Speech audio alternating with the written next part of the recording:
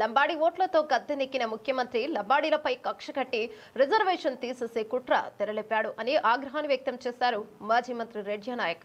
మరిపెడ మండల కేంద్రంలో లంబాడీ హక్కుల పరిరక్షణ వేదిక ఆధ్వర్యంలో భారీ బహిరంగ సభ నిర్వహించారు.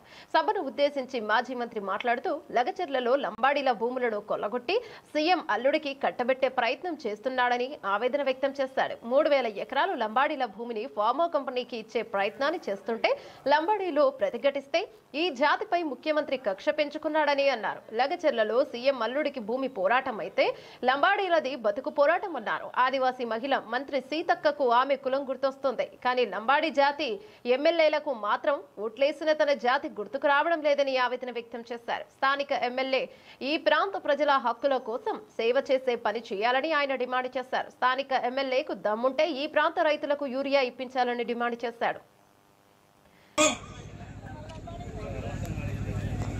లంబాడా హక్కుల పరిరక్షణ కమిటీ మరిపడ మండలం వారి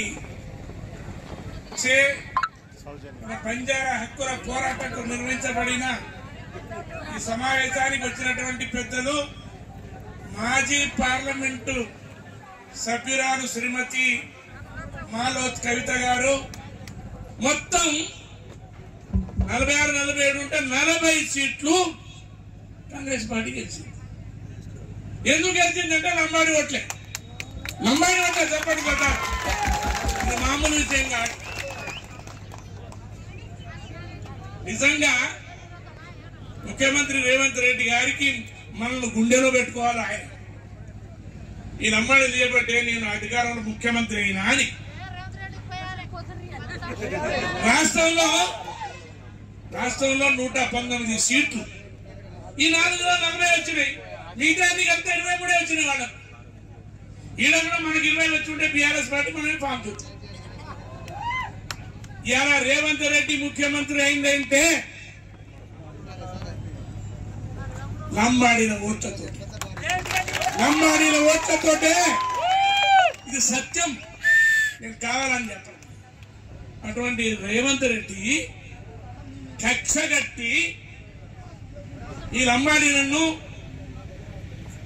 గిరిజన తెగ నుంచి తీసేయించాలి. నేను లగచెర్లలో నా అల్లునికి 3000 ఎకరాలు ఫార్మా కంపెనీకి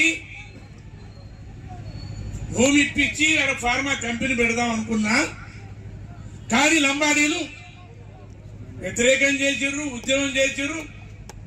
ఢిల్లీ దాకా పోయి నన్ను అవమానపరిచిర్రు అని ఆయన ఉద్దేశం. మనదేమో బతుకు పోరాటం, ఆయన అవమాన పోరాటం.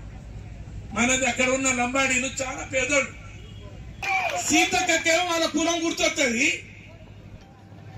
ఈ మంద బుద్ధుండలకు కాంగ్రెస్ ఎమ్మెల్యేలకు రాదా, ఆ తెలివి లేదా? కోయా మంత్రికే వాళ్ళ కులం కావాలి. నేను రామచంద్రుడు గెలిచినందుకు నాకేమి ఈర్ష్య లేదు, బాధ లేదు. మీరు ఓటేసి గెలిచిండు, మంచి సేవ చేయి, మంచి సేవ చేయాలి. అరే ఎవ్వరికి యూరియా దొరకడం లేదు నమ్మడానికి, వేరే కులాలకు. నీ దమ్ము ఉంటే నువ్వు ఇప్పు, లేదా డిప్యూటీ స్పీకర్ యూరియా ఇప్పు, యూరియా ఇప్పి. నీ ఓటేసింది రిజర్వేషన్ తీసేయడానికా? నీ ముఖ్యమంత్రి చేసింది రిజర్వేషన్ తీసేయడానికా? నిజంగా రేవంత్ రెడ్డికి మన మీద ప్రేమ ఉంటే ఆ ఎమ్మెల్యేలు చెప్పొచ్చు కదా, తన ఎమ్మెల్యేలే కదా, తన పార్టీలే కదా. ఎందుకా లంబాడిదంతా మనకి ఓటేసి మనకు రాజ్యం వచ్చింది అని చెప్పి ఉంటే వాళ్ళు ఆగిపోదు కదా. కావాలని పంపించాలని మనము ఇబ్బందులు పెట్టడానికి, అడగట్టల్లో పోకలాగా చేయడానికి రేవంత్ రెడ్డి ప్రయత్నం చేస్తున్నారు. దీన్ని మనం అందరం తీవ్రంగా ఖండిద్దాం.